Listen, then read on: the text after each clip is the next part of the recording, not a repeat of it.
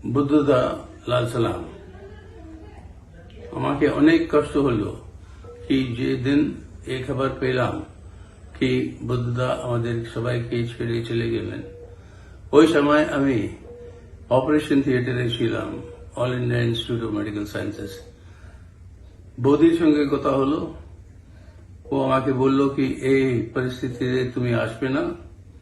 আমি বললাম আজকে দিন আসবো, আপনাকে অসুচেতনকে দুজনকে মিলিয়ে বাঙ্গাল আমাদের কমরেডদের সঙ্গে, বাঙ্গালের জনগণের সঙ্গে আমি বুদ্ধদাকে মিলিয়ে লাল সালাম বলবো, কিন্তু ওটাও সম্ভব হলো না।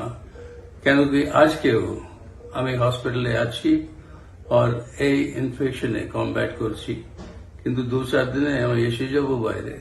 কিন্তু অনেক দুঃখিত হচ্ছে, ফ্রাস্ট্রেশনের অ্যাগনি কি আপনার সঙ্গে আমি আজকে থাকতে পারলাম না। बुद्धदा और हमारी संपर्क तकरीबन 50 सालों से है।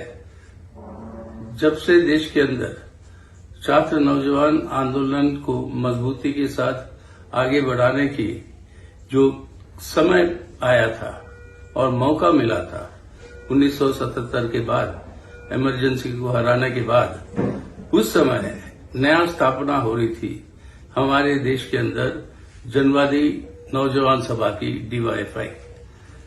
उसकी स्थापना के लिए 2 को कन्वीनर बने गए, एक बुद्धदेव भट्टाचार्य जो सेक्रेटरी थे बंगाल के DYFI के, और एक EP जयराजन जो सेक्रेटरी थे केरला के।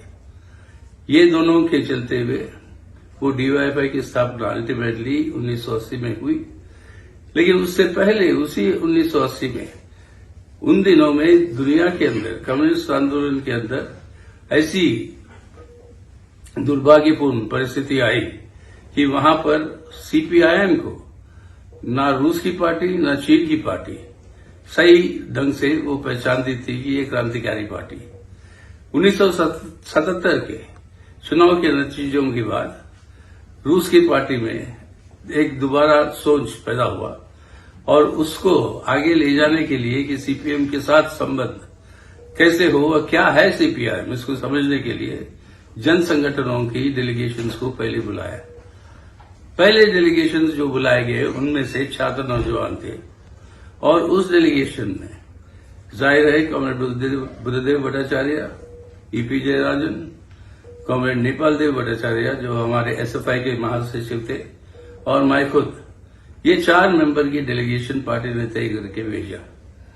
बड़ी लंबी सिद्धांतिक बहस हुई वहां पे, हमारे लाइन की समझाने की पूरी कोशिश की गई, और रूस के पार्टी के लोग फाइनली वो बोले हैं कि अब समझ में आ रहा है कि आप सबसे बड़े कम्युनिस्ट पार्टी भारत में कैसे बने और किस आधार पर यह हुआ। तो इस तरीके के सिद्धांतिक सवालों के ऊपर पूरी की पूरी बहस दुनिया के अंदर ही जो चलती रही, उसके अंदर भी कॉमरेड बुद्धदेव की भागीदारी रही। कॉमरेड MB के साथ उन्होंने एक बार चीन गए, कई बार चीन गए, लेकिन वहां पर सिद्धांतिक सवालों पे चर्चा था चीन की पार्टी में, उसके अंदर उन्होंने भाग लिया। और देश के अंदर एक तरफ से नक्सलवादी भटकाव, दूसरी तरफ से दक्षिणपंथी भटकाव, और तीसरी तरफ से कांग्रेस के हमले, और वो न्यू फैसिस्ट टेरर जो वहां पे जो सेमी फैसिस्ट टेरर जो लागू किया बंगाल में, उसके खिलाफ बड़ी जोर से वो संघर्ष में शामिल रहे। और इसके अलावा उनकी एक बात, 2 और बात मैं ध्यान आकर्षित करना चाहूंगा जो जरूरी है भविष्य के लिए। एक, वो संस्कृति पे जो उनका जोर और ज्ञान था। लोग अक्सर समझते हैं कि संस्कृति अलग है, क्रांति अलग है, वर्ग संघर्ष है, संस्कृति अपने आप में अलग है। अपनी खुद की अनुभव सोचो, देश के अंदर अगर वामपंथी आंदोलन या प्रोग्रेसिव मूवमेंट बड़ी है तो उसके अंदर कितनी बड़ी इप्टा का रोल रहा, कितना बड़ा रोल रहा कि आपके पूरी की पूरी बॉलीवुड के बड़े बड़े नेता बलराज साहनी के नेतृत्व में इप्टा का जो पूरा ये कार्यक्रम चला, और कितने बड़े बड़े शख्स जो जुड़े थे कम्युनिस्ट पार्टी के साथ, उनका जो आज कंट्रीब्यूशन जो रहा उसको समझते हुए उन्होंने कहा कि बिना सांस्कृतिक विकास का, जो ग्रामशी ने बताया कि आपको अगर काउंटर हेजेमनी तैयार करना है without culture it is not possible. ये योगदान, और तीसरी सबसे बड़ी बात, बंगाल के नौजवान के लिए भविष्य का रोजगार।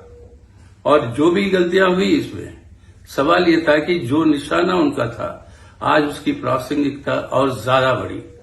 लाखों के तादाद में बंगाल के नौजवान जाते हैं बाहर नौकरियों को खोजते हुए। वो संभव नहीं होता, जरूरी नहीं पड़ता अगर बुद्धदेव के रास्ते को अपनाएं और एक इंडस्ट्रियलाइजेशन हो बंगाल के अंदर। अगर ये होता तो बंगाल का भविष्य ही, और आज वर्तमान और उसका भविष्य ही कुछ और होता और बहुत बेहतर होता। ये आज बताता है जो रास्ता उन्होंने चुना वो रहेगा, that will be a lodestar for the communist movement in the future. So once again लाल सलाम, कॉमरेड बुद्धदेव भट्टाचार्य।